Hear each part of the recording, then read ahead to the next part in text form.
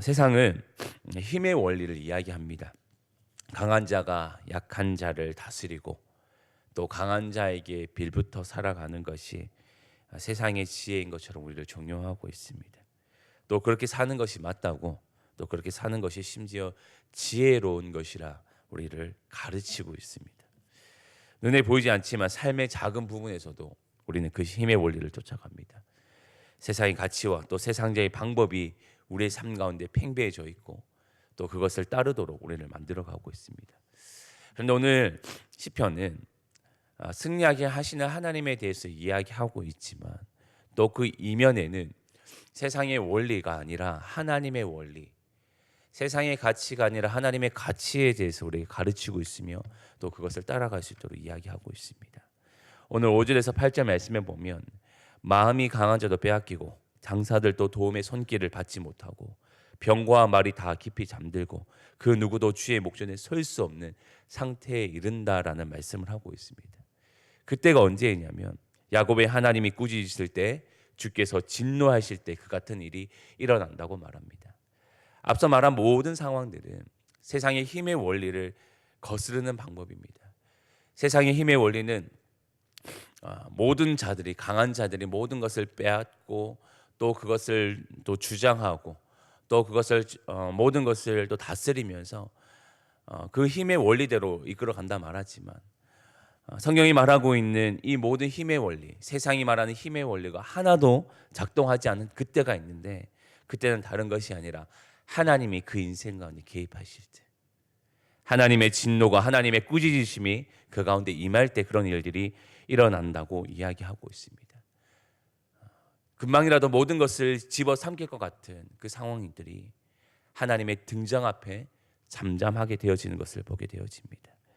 당시 사람들은 많은 병거와 또 많은 또 군사와 화살과 병거를 가지는 것, 또 그것이 가장 힘을 얻는 방법이라고 생각했습니다.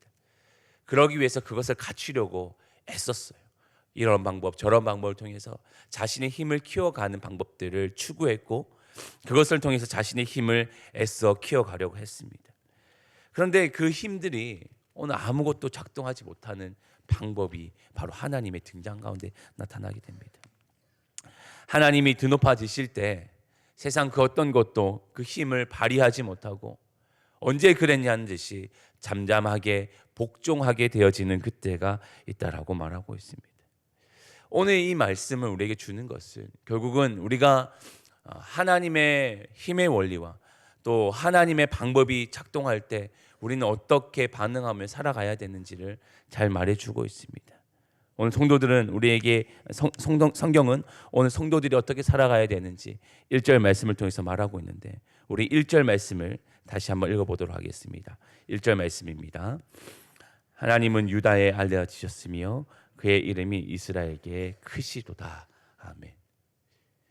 성도에게 요청되어지는 삶은 하나님이 알려지심입니다. 이 알려지셨다라는 표현은 단순히 하나님이다, 하나님이 이렇게 있으시다라고 하나님의 그 등장을 이야기하는 것뿐 아니라 하나님과 하나님의 백성과의 관계성에 대한 이야기를 하고 있습니다. 하나님이 유다와 이스라엘에게 알려지셨다는 것은 하나님이 유다와 이스라엘, 즉 하나님의 백성과의 깊은 관계 안에 있다는 것을 오늘 이야기하고 있는 내용입니다.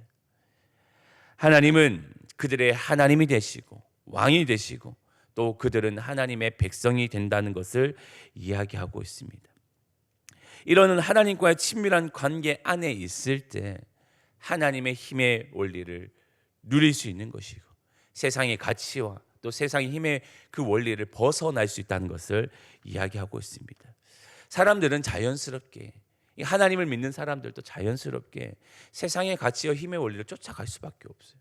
세상은 그렇게 만들어가고 있거든요. 그렇게 사는 것이 맞다고 우리를 가르치니까 나도 하나님을 믿지만 내 중심이 점점 세상을 향해 흘러갈 때가 있습니다. 그러나 우리가 그것을 이기고 또 그것을 극복할 수 있는 것은 내가 하나님과의 어떠한 관계 안에 살아가고 있는지를 끊임없이 생각할 때, 하나님의 이름을 기억하고 그 하나님이 어떠한 하나님이신지, 그 하나님과 나는 어떠한 관계 아래에 있는지를 끊임없이 생각할 때 비로소 우리는 그 세상의 가치와 힘의 원리를 벗어날 수 있는 겁니다. 그리고 하나님의 힘의 원리, 세상을 이끌어 가시는 하나님의 원리로 살아갈 수 있다는 것을 이야기하고 있습니다. 그럴 때 나타나는 모습이 2절 3절에서 나타나는데, 우리 2절 3절 말씀도 함께 읽어보겠습니다. 시작. 그의 장막은 살렘에 있으며 그의 초소는 시온에 있도다. 거기에서 그가 화살과 방패와 칼과 전쟁을 없이 하셨도다. 아멘.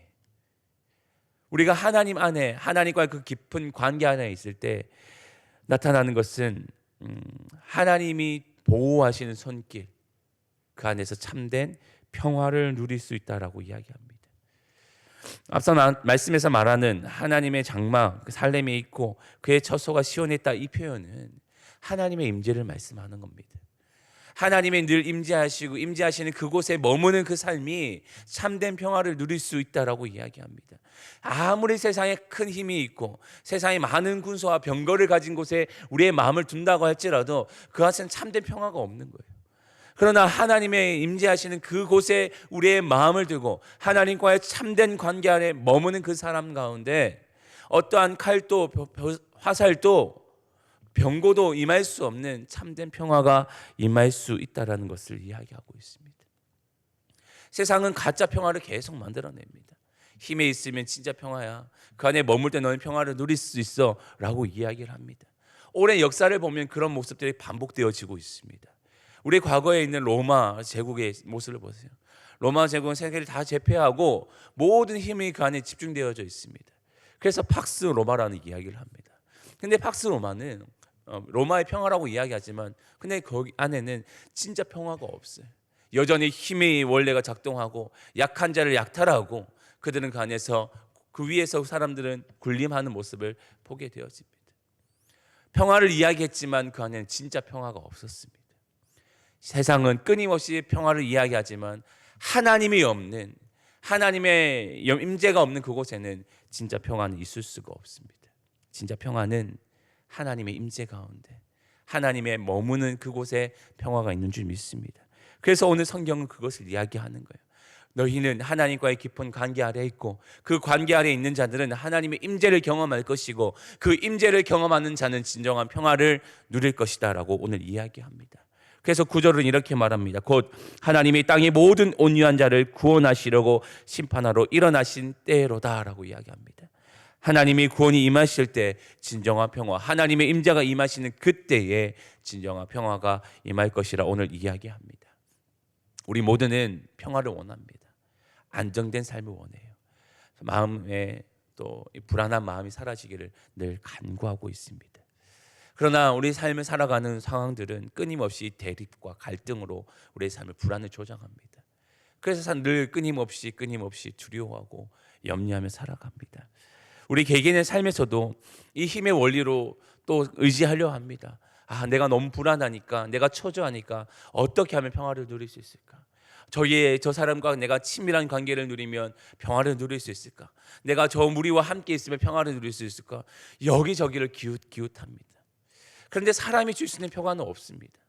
장담컨대 사람이 줄 수 있는 평화는 없습니다. 잠시 잠깐 우리에게 평화를 주는 것처럼, 마치 팍스 로마처럼 평화를 주는 것처럼 우리를 위장할 수 있지만, 그러나 그곳엔 참된 평화가 없습니다. 성경이 말하고 있듯이, 끊임없이 말하고 있듯이 우리가 평안을 누릴 수 있는 방법은 하나님의 임재 안에, 하나님의 임재, 하나님과의 깊은 관계 아래 있을 때 참된 평화를 누릴 수 있을 줄 믿습니다. 그래서 우리는 오늘 이 말씀을 통하여서 하나님과의 그 관계 속을 함께 기억하기를 원합니다. 나는 하나님과의 친밀한 관계를 누리고 있는가? 하나님이 주시는 참된 평화를 누리고 있는가? 나의 불안은 어디에서부터 오는가? 그것을 함께 기억하며 오늘 새벽에 하나님과의 그 관계를 다시 한번 확립하고 세워가고 하나님의 주시는 하나님의 임재를 간절히 구하며 하나님이 주시는 진정한 평화를 누리며 살아갈 수 있는 오늘 삶이 되기를 원합니다. 그래서 우리 평화를 나에게만 머무는 것이 아니라 또 불안에 있는 옆에 있는 믿음의 또 형제 자매들에게 흘러보내고 또 내가 속해 있는 그곳에서도 하나님이 주시는 평화가 있다는 것을 세상 가운데 드러내며 살아갈 수 있는 오늘 우리 한날의 삶이 될 수 있기를 주님의 이름으로 축원합니다. 아멘. 기도하겠습니다. 하나님 감사합니다. 우리는 세상의 힘의 원리 안에 살아가며 그것이 참된 평화인 것처럼 세상의 종용 가운데 살아갑니다. 그러나 오늘 성경이 말하듯이 참된 평화는 하나님께 있음을 우리는 믿습니다. 하나님과의 깊은 관계, 하나님의 임재 안에 그 평화가 있음을 믿습니다. 하나님, 우리가 하나님과의 그 깊은 관계 아래 있음을 기억하게 하시고 하나님과 친밀한 관계를 누리며 살아가게 하여 주옵소서. 그래서 우리 안에 있는 모든 불안과 두려움이 사라지게 하시고 하나님이 주시는 그 평화가 우리의 삶 가운데 깃들어갈 수 있도록 역사하여 주옵소서. 그리고 나뿐 아니라 내가 있는 모든 곳에 그 평화를 흘러보내는 주의 복음의 통로가 될 수 있도록 우리를 사용하여 주옵소서. 감사드리오며 예수님의 이름으로 기도합니다. 아멘.